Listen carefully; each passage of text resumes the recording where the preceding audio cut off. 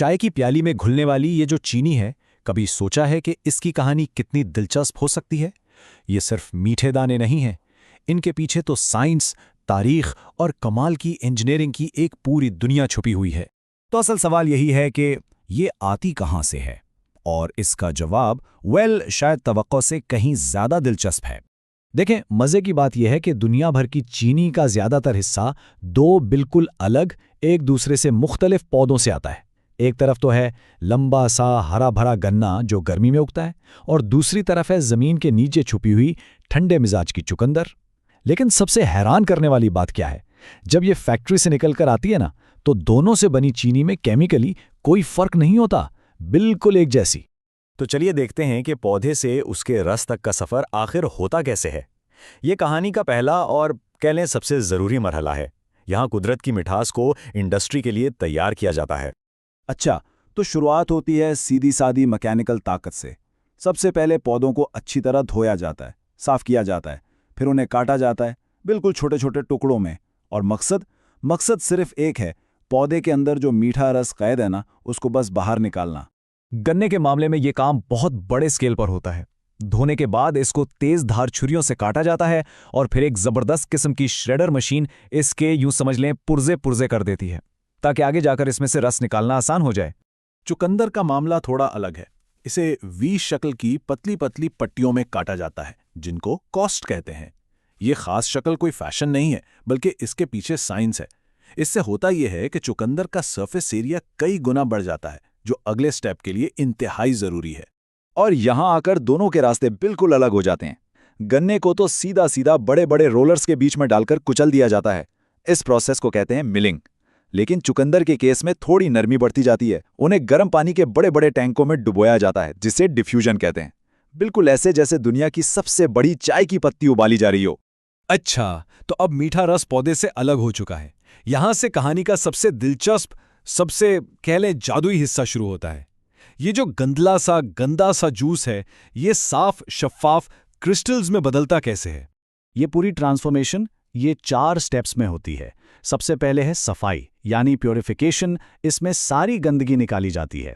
फिर है एवेपोरेशन, यानी फालतू पानी को भाप बनाकर उड़ा देना। इसके बाद आता है असल गेम चेंजर, क्रिस्टलाइजेशन। और आखिर में सेपरेशन, जहां चमकते हुए क्रिस्टल्स को उस गाढ़े शीरे से अलग किया जाता है। ये जो अभी स्क्रीन पर नजर आ रहा है ना, यही इस पूरे प्रोसेस का दिल है, क्रिस्टलाइजेशन। जब चीनी का शरबत इतना गाढ़ा हो जाता है कि उसमें और चीनी घुल नहीं सकती, तो उसमें पहले से तैयारशुदा चीनी के छोटे छोटे क्रिस्टल्स डाले जाते हैं। उन्हें कहते हैं सीड क्रिस्टल्स, और ये बिल्कुल एक मैग्नेटिस की तरह काम करते हैं। शीरे में जितनी भी चीनी होती है वो उन पर आकर जमना शुरू हो जाती है, और इस तरह बड़े खालिस क्रिस्टल बन जाते हैं। तो अब जब क्रिस्टल्स और शीरे का ये गाढ़ा सा मिक्सचर तैयार है, तो इनको अलग कैसे करें? इसका जवाब है सेंट्रीफ्यूजेशन। ये एक ऐसी टेक्निक है जो हाई स्पीड रोटेशन की ताकत इस्तेमाल करती है, ताकि वजन के हिसाब से चीज़ों को अलग कर सके। देखें, सेंट्रीफ्यूज मशीन के अंदर ना एक छलनी जैसी टोकरी लगी होती है।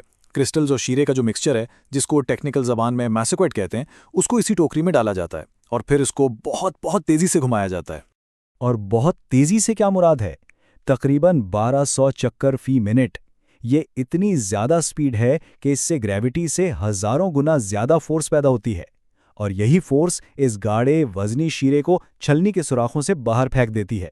पीछे क्या बचता है? सिर्फ साफ चमकदार चीनी के क्रिस्टल्स। तो ये तो थी सफ़ेद चीनी बनने की कहानी। लेकिन ब्राउन शुगर का क्या? यहां पर कहानी में एक बहुत ही मीठा सा ट्विस्ट आता है। ये बात सुनकर अक्सर लोगों को बहुत हैरानी होती है कि ब्राउन शुगर असल में कोई कम रिफाइंड हुई चीनी नहीं है।